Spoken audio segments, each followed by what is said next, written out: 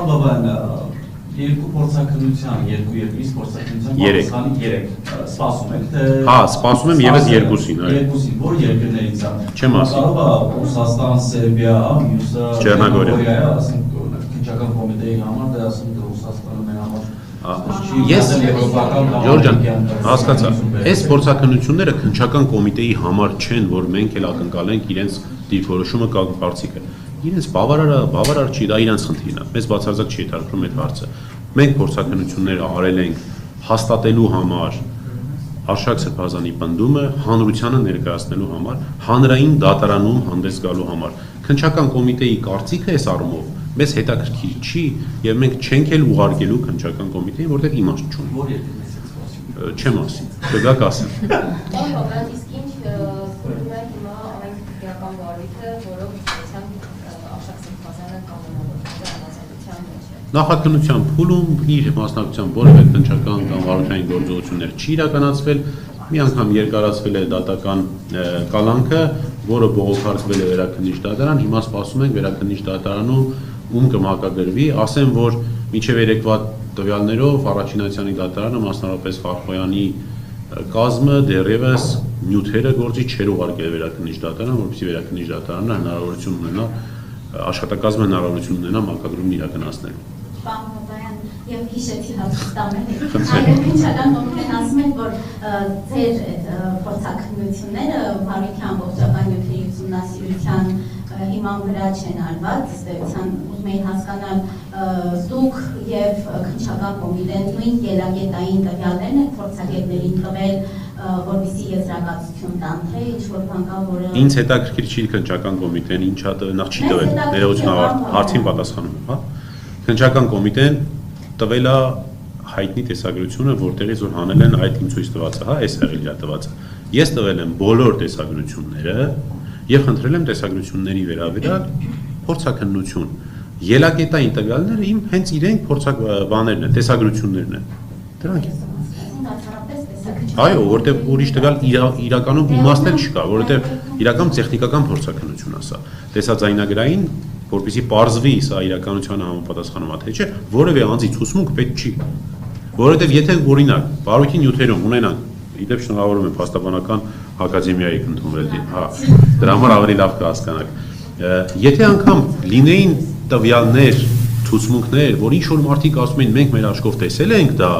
միևնույնն է, փորձաքննությունը դրա հետ առնչություն չունի, որովհետև փորձաքննությունը շատ կոնկրետ, տեխնիկական, խորը մասնագիտական հարց է լուծում։ Այս վիդեոն իրականությունում եղել է թե չի եղել։ Հիմա ով ինչ ուզում ասի, ինչ տվյալ ուզում է լինի։ Մարդիկ ասում են, որ տեսագրությունը կեղծիք է, ստեղծված է արհեստական բանականության օգտագործման ծրագրերի միջոցով։ Խնդրեմ միկրոֆոնը։ Պարոն Բաբայան, հարցը նորից կալանքի վերաբերյալ է, ինչն է պատճառը, որ Արշակ Սրբազանը դեռ շարունակում է մնալ կալանքի տակ, հաշվի առնելով այն փաստը, որ Իգոր Փաշինյանը նախորդ տարվա հունիսից կարծես թե թիրախավորել էր Սրբազանի կապը, ինչ որ առումով նաև վախենում է նրանից։ Ես չգիտեմ, վախերի մասին չեմ ուզում խոսեմ, ինչն է պատճառը, պատճառն այն է, որ քաղաքական իշխանությունը չի ուզում, որ Արշակ Սրբազանը լինի ազատության մեջ։ Ինչի համար են այդպես անում։ Գիտեք, կարող ենք վերլուծություններ տրամաբանական ինչ-որ բաների փորձել գալ։ Չգիտեմ, իմ կարծիքով ոնց որ այստեղ ինչ-որ անձնական վրեժխնդրություն լինի։ Եթե մի քիչ ուրիշ հարաբերություն լիներ, կարող եմ մտածեի նույնիսկ խանդի հարցեր կան։ Արդեն չես հասկանում, թե ինչ է կատարվում, որովհետև 18 թվականի գործով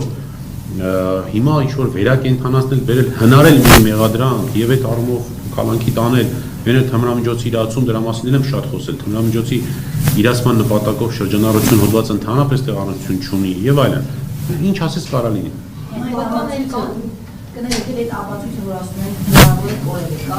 Քննիչը ինձ հայտնել է եւ թույլատրել է, որպեսզի դրա մասին հայտարարեմ, դեռ նախորդ